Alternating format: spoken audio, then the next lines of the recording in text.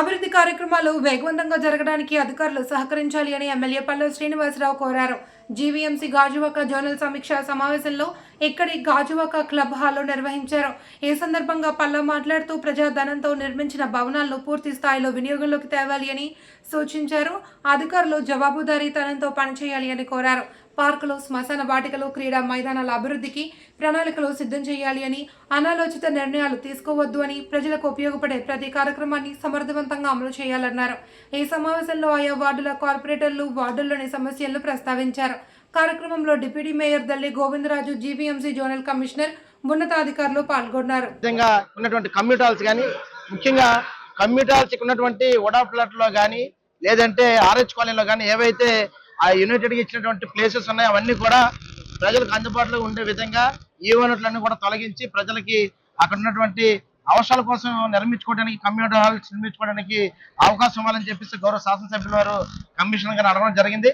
అలాగే ఏదైతే community halls తో పాటు కరెంట్ పోల్స్ కానీ, డ్రైన్స్ కానీ, ఫుట్పాత్లు కానీ అన్ని కూడా డెవలప్ చేయాలని, అలాగే ఏదైతే మార్చి 18తో ఈ టర్మ్ ఉన్నటువంటి కార్పొరేట్ పీరియడ్ అంతా కూడా పూర్తి అవుతుంది కాబట్టి ఈలోగా ఏవైతే శాంక్షన్ అయినటువంటి పనులు కానీ, ఇప్పుడు ఇస్తున్నటువంటి అభివృద్ధి పనుల కోసం ఇచ్చినటువంటి లెటర్లను కూడా అవన్నీ కూడా ఫుల్ఫిల్ చేసి పూర్తిగా శంకుస్థాపన చేసి ఆనుగ్రౌండ్ చేసి ప్రజలకు అందుబాటులో తీసుకొచ్చే విధంగా ముందుకు తీసుకోవాలని చెప్పేసి ఈ యొక్క గాజువాక రివ్యూ మీటింగ్ లో గౌరవ శాసనసభ్యులు గారు, కమిషనర్ గారికి ఉన్నటువంటి అధికారులందరూ కూడా చెప్పడం జరుగుతుంది. మేము కూడా అందరూ కూడా ఈ కార్యక్రమంలో పాల్గొనడం, ఇటువంటి రివ్యూ మీటింగ్ గాజువాకలో పెట్టడం చాలా సంతోషకరం.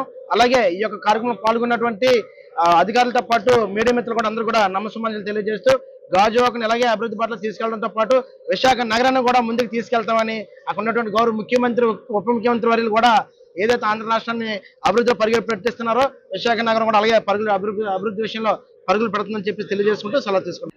స్థానిక కార్పొరేటర్స్ వాళ్ళు ఎదుర్కొన్నటువంటి సమస్యలు ఏవైతే ప్రజలు కోరుకుంటున్నారో వాటి మీద చర్చించడం జరిగిందండి.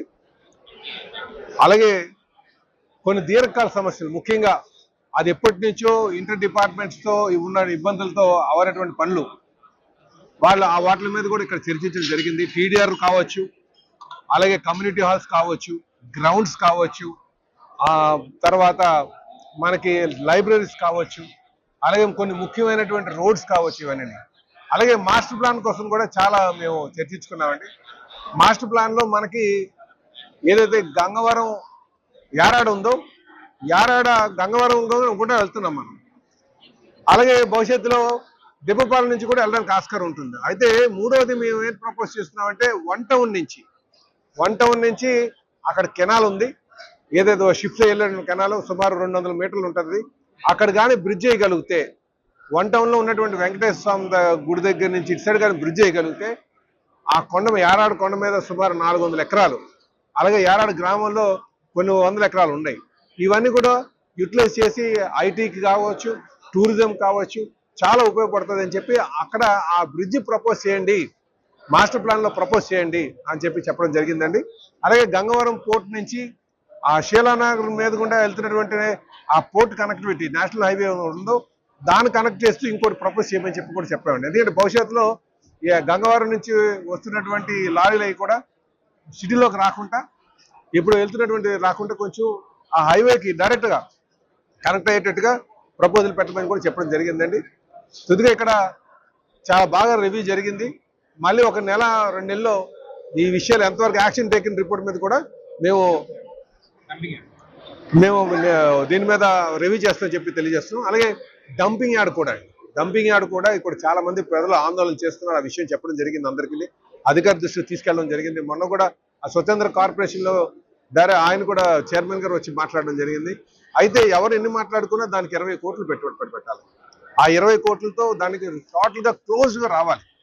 ఇండోర్లో కూడా మేము చూసాం, టోటల్ క్లోజ్డ్ ఉంటే ఆ ఇబ్బంది లేకుండా ఉంటుంది. ఇది ఎందుకంటే ఇప్పుడు ఓపెన్ ఉండడం వల్ల ఏమవుతుందంటే అక్కడ ఆ ఓపెన్గా ట్రాన్సిట్ పాయింట్లో సకాలంలో తీసుకెళ్ళకపోతే ఆ డంప్ అక్కడ ఉండిపోయి విపరీతంగా స్మెల్ వస్తుంది. ప్రజలు చాలా ఇబ్బంది పడుతున్నారు.